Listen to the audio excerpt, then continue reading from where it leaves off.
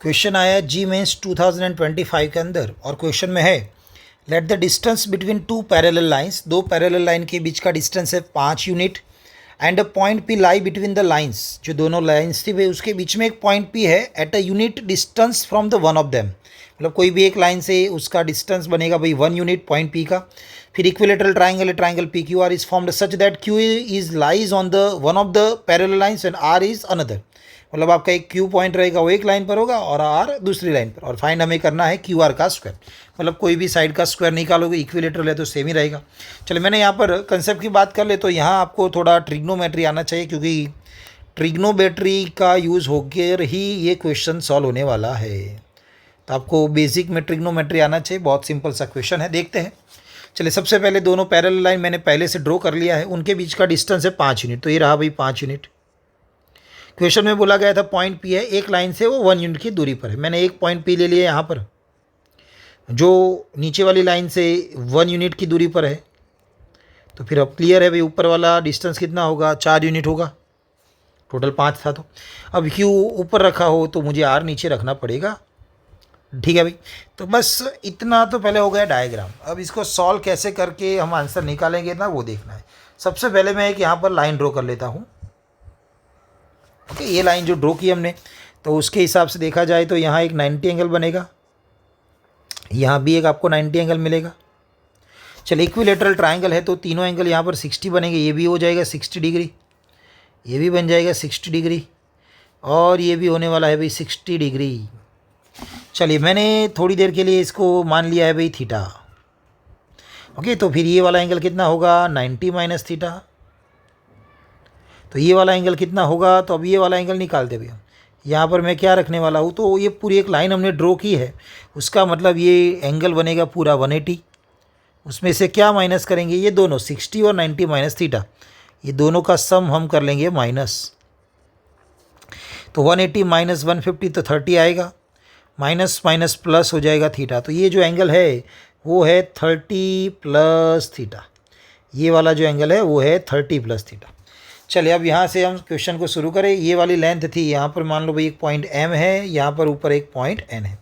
ये वाला 1 unit distance था और ये वाला 4 यूनिट डिस्टेंस था। चलिए अब यहाँ से आपको राइट एंगल ट्राइंगल दिख रहे होंगे भाई। तो एक नीचे ट्राइंगल है, राइट एंगल ट्राइंगल है P M R, triangle P M R. उसमें मैं थीटा के हिसाब से साइन लगाऊंगा, क्योंकि थीटा के सामने वाला वैल्यू आपको पता है, सामने वाली मतलब साइन लगता है। तो साइन थीटा लगाएंगे तो सामने वाली साइड पी एम होगी जो 1 यूनिट है, डिवाइड बाय हाइपोटेनियस देखोगे तो पी आर है। ओके, तो पी आर ऊपर जाएगा तो 1 आएगा भाई साइन थीटा, है ना। आगे जाके इसको हम सॉल्व भी करेंगे। चलिए उसके बाद ऊपर वाला ट्राइंगल हो, triangle P N Q. P N Q में हम 30 प्लस थीटा का यूज़ करेंगे। साइन की जगह पे कॉस, क्योंकि उसकी बाजू वाला एडजेसेंट आपको पता है, तो हमने लिया है कॉस 30 प्लस थीटा। उसके लिए एडजेसेंट बनेगा आपका 4 यूनिट डिस्टेंस और हाइपोटेनियस बनेगा पी क्यू। ये हो जाएगा भाई पी क्यू। चले यहाँ से मैं पी क्यू को सब्जेक्ट बनाऊँ तो वो हो जाएगा 4/cos 30 प्लस थीटा। अभी ट्राइंगल इक्विलेटरल था, जैसे कि तीनों साइड क्या हो जाएगी भी सेम। तो यहाँ पी क्यू और पी आर में सेम ले सकता हूँ, तो यहाँ मैं पी क्यू और पी आर को सेम ले सकता हूँ। पी क्यू मतलब 4/cos 30 प्लस थीटा है, तो फार्मूला लगा ले, cos 30 cos थीटा, ट्रिग्नोमेट्री आया, माइनस साइन 30 साइन थीटा, और सामने पी आर मतलब 1/sin थीटा। चले क्रॉस मल्टीप्लाई कर ले, साइन थीटा 4 के साथ जाएगा तो 4 साइन थीटा, और ये पूरा टर्म 1 के साथ, मतलब ऐसे ही लिखेंगे cos 30 हो जाएगा भाई √3/2 cos थीटा, साइन 30 1/2 होगा उसके साथ sine theta. Sine theta both side है तो चलो एक साइड ले ले, तो 4 प्लस 1/2 करोगे तो आपको मिलेगा 9/2 साइन थीटा, और ये वाला बन जाएगा √3/2 cos थीटा। चलिए हमें यहाँ से 2 कैंसिल होता हुआ दिख रहा है, और चलिए हम स्क्वायर कर लेंगे क्योंकि एक साइन एक कॉस है, तो हम स्क्वायर यहाँ से कर ले। स्क्वायर ना करो तो भी चलता है वैसे, चलो तो स्क्वायर नहीं करते हुए साइन थीटा और ये कॉस थीटा है तो क्या हो जाएगा टेन थीटा। तो ये नीचे हो जाएगा √3/9। टेन थीटा आपके पास है।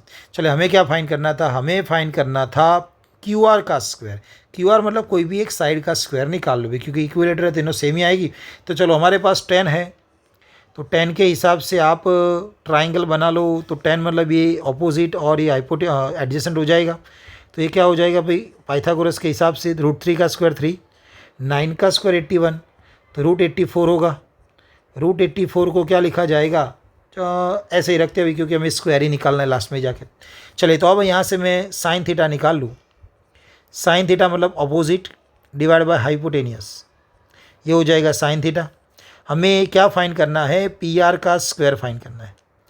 पी आर का स्क्वायर या क्यू आर का स्क्वायर सेम ही होगा, क्योंकि तीनों कैसे थे भाई, इक्विलेटरल ट्राइंगल थे, तो तीनों साइड हो जाएगी सेम। तो पी आर का स्क्वायर मतलब 1/sin स्क्वायर थीटा हो जाएगा ये।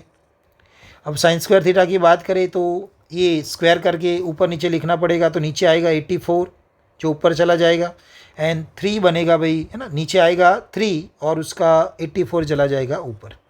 क्या ये 84 और 3 कैंसिल हो रहा है भाई, तो 84 और 3 कैंसिल होगा, होगा क्यों नहीं होगा भाई, क्योंकि 3 इंटू 2 हो जाएगा 6 एंड देन 2 इंटू 4 हो जाएगा 8। तो आपका आंसर बनेगा यहाँ पर 28। जो न्यूमेरिकल बेस्ड क्वेश्चन था, तो ये रहा भी आपका आंसर 28। Thank you.